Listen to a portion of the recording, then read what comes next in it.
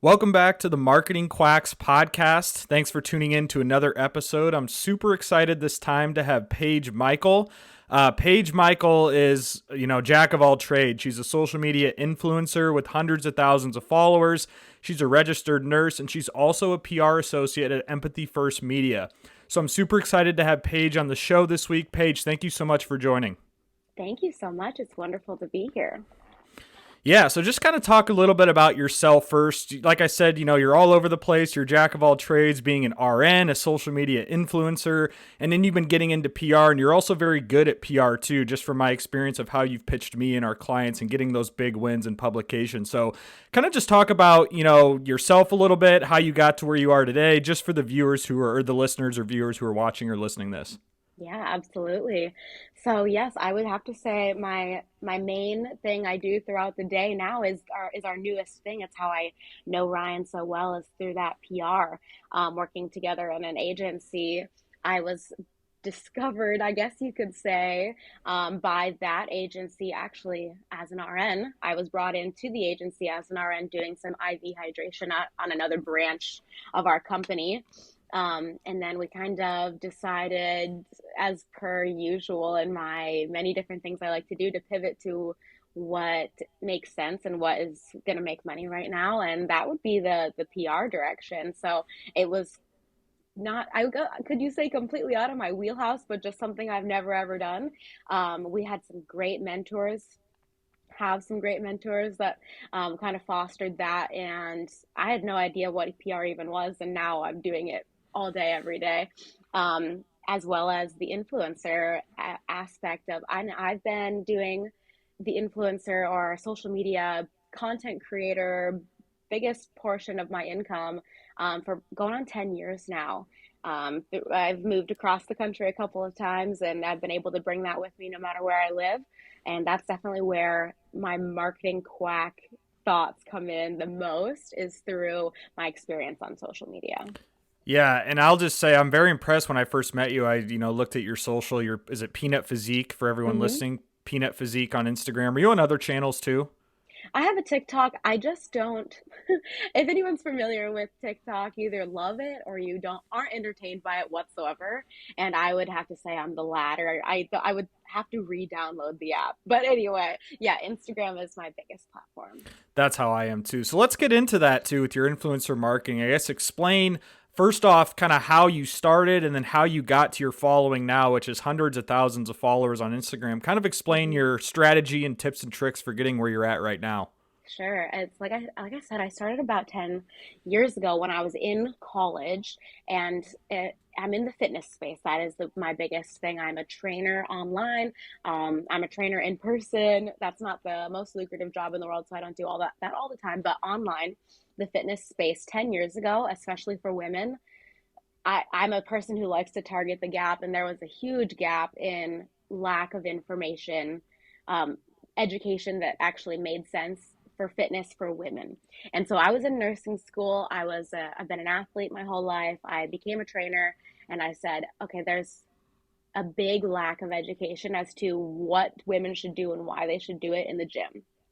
So I didn't have any goal of making it my, sure didn't. I was in nursing school. I didn't plan to make it my full-time job.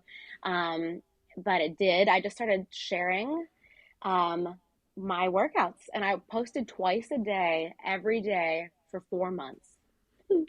Twice a day, every day for 4 months. And one would be like a picture, and the other one would be my workout for the day. I recorded everything I did. I just for like maybe more of a diary. I still treat Instagram like a diary, and I think that's how I got and maintain the following that I have, is authenticity, which is really why we're here. Yeah, Um, so it's just posting consistently when you're starting yeah, up and just being authentic, not yeah, romanticizing, not caring about what no, people think, these edits. hmm, I run into this all the time as a content creator too, is you go through all these videos, you go through all these blog posts yeah, or whatever the form of content that you're creating. Even this podcast is a good example where I'm just going with the flow. I don't even have a exactly. script. I have some outline questions, but I'm just going to post stuff because that's the real me, that's the real you. If people like it, great. If they don't, great, right? Oh my you're going to gosh. win long term if you're being yourself, right? So I'm glad that you said Exactly. that. So in Yeah. addition to consistent posting, I guess, what are some other things that you would say that's helped you? Is it, taking advantage of the stories? Is it taking advantage of location features, hashtags, or Yeah. what are some kind of nitty gritty things that have helped you grow to where you're at? Definitely niching down, and which is so great and also annoying because once you niche down, you kind of have to stay there, and your audience doesn't respond well to trying to branch out. But niching down in the first place is a huge part of how you grow your audience. And I would have to say the number one, two things would be connection to your audience. So the authenticity is huge. Connecting to your audience and letting them know you're real, that you live a real life, that you have struggles. I've grown a lot through really sharing where I struggled in my personal life, in my fitness life, and then also um, providing value. And so you can't just go on to the social media and provide zero value, even if your value is just being entertaining, which I think is what a lot of TikTok people are growing. But where I knew my value was I'm smart and I know how to train for results. And so I said, I'm going to share this every day. I want to bring value to people's lives. And once you bring value and you're entertaining and you're real, I think anyone could grow I a love huge that. following. I love that. Delivering value and being authentic. I couldn't agree Yeah. more. So let's talk about some of the brand deals then. How does that work from a brand deal perspective? Are brands contacting you? Are you saying like, "Hey, this brand has a bigger payout, so I'm going to promote this brand," or are you actually testing Hmm. it and giving the best results for your viewers and your subscribers? Talk about brand Yeah. partnerships a little bit.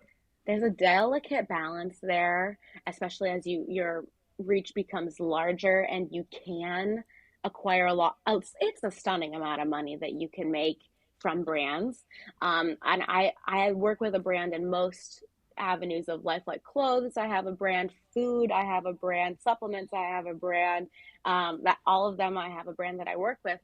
Um, but especially before you understand the world of it, if you jump into it, you may want to just go for whoever gives you the most money. And that is where an influencers can sell out. You sell out fast. You can sell out fast. If you're promoting something that you don't genuinely enjoy, I'm sure that people can tell if you're just trying to make the money. A lot of people can make the money, but it's not a sustainable way to keep growing your following for the over 10 years like I have been doing. Absolutely. And I'm glad you said that. I'm not an influencer per se. I'm more of an affiliate marketer. I've been in affiliate Mm-hmm. marketing for 5 years in the tech space. So it's the same principle, right? These Mm-hmm. brands reach out with bigger payouts and what you're accustomed to giving your audience, but yet you hesitate because you don't want to push a product and it comes off as not authentic. And then you Right. turn people away, people unsubscribe. So long term, right? Ideally, you want to find a both where you have a brand that you also support and you can make a lot of money from it. It's Yeah. very, it's kind of hard to do that at first, but as you build your brand, typically those partnerships come along as you grow your audience too, as you've probably seen. So Mm-hmm. I like that. That's some good information there about the influencer space because I'm not too familiar with it. So thanks for sharing your experiences there. So let's transition over to kind of PR a little bit. Yeah. Talk about kind of your experience with PR and what do you enjoy PR? What are some things that you've learned about PR? Some tips and tricks, some strategies about PR. Talk about your experience being in the weeds of PR so far. Yeah. So like I said, it was brand new to me. I I understood that there are people quoted in these massive publications, but I guess I never really thought about how they get there, right?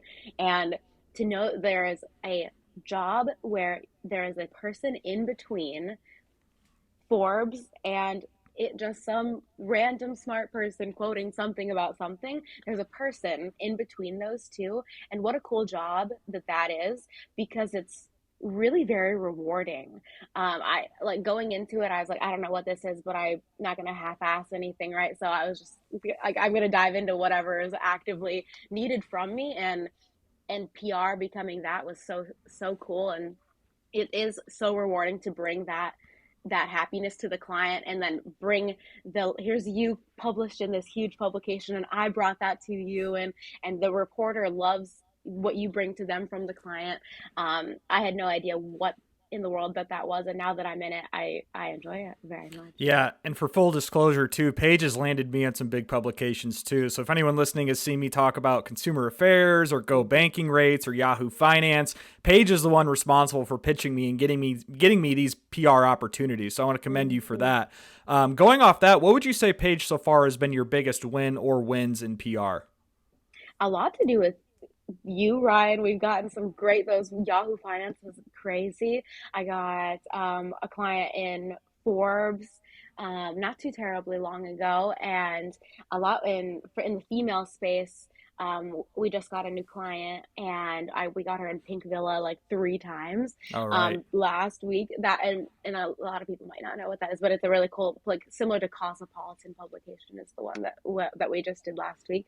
I feel like every week there's a win, which is really fun coming from, like, we've done a lot in the social media space where you're just working and not seeing like huge fruits of your labor. And so I feel like PR is a really new brainwave for me as far as being a rewarding Yeah, style job. exactly. And I had Audrey on our last episode who does PR with Paige Yeah. as well. And I think one thing that Daniel and I really opened their eyes was the value of this from an SEO perspective. Yeah. Paige has gotten some clients on, Techopedia. I'm thinking of our investigator client, Mhm. Techopedia, Unite.ai, some very high Mhm. DRDA domain rating domains. We're talking 70 and 80s.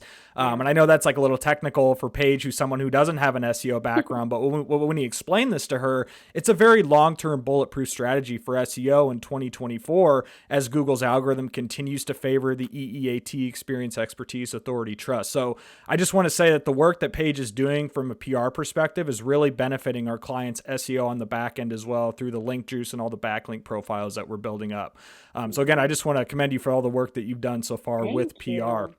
you. So, Yeah. in the Marketing Quacks podcast fashion, what would you say, whether it's PR or back to the influencer topic that we discussed, are some of the biggest marketing quacks that you see in what you do? Yeah, absolutely. So, I mentioned the uh, easy ways that influencers sell out, and it's sometimes it's on accident, and but a lot of the time it's just like I want to make a lot of money, and let me see how fast I can make it, and then you steer an audience in the wrong direction. And even if you come off authentic, and then oh, that's the worst is you come off authentic, you appear in your stories that you love this product, people buy the product and they look at the ingredients and it's like, or like red dye 40, all these sugar-free sugars, like, and it's just horrible for your body. That is a horrible marketing quack experience that I see lit every day, right? You see it every day on social media. Take this and you're going to lose 20 pounds this month. And it's just unfortunate how, and that's just in the fitness space. And so there's so many different branches and ways that influencers can steer people wrong. But I guess another direction you could look at is the brands. What I've experienced personally is they want to pay you like an ad. Okay, a brand wants to make an ad of you, so they pay you. They make it sound all special. They're going to send you the product that's probably cost them $5. You're going to make them a 1 minute ad, and they're going to pay you $300. And in the beginning, you're like, what $300 and I get this free product as the influencer. And I this is from direct experience like years ago. And then they run that ad on Facebook and make $50,000 off of you, right? So it goes both ways horribly on social media as far as the marketing quack. So I'm not sure if you see anything like that on your end, but it is Oh yeah, wild. yeah. I'm an AI content creator. I have an AI Mm-hmm. channel and stuff that you've probably seen. So one Mm-hmm. thing I see in my world all the time, you'll see these AI influencers pop up. 5 AI tools for this. Ditch ChatGPT. Use this. Buy Mm-hmm. my course. Blah blah. Blah. Yeah. And it's all this shiny object clickbait stuff in the AI world. So it's a little Mm-hmm. different than what you're explaining in the fitness world.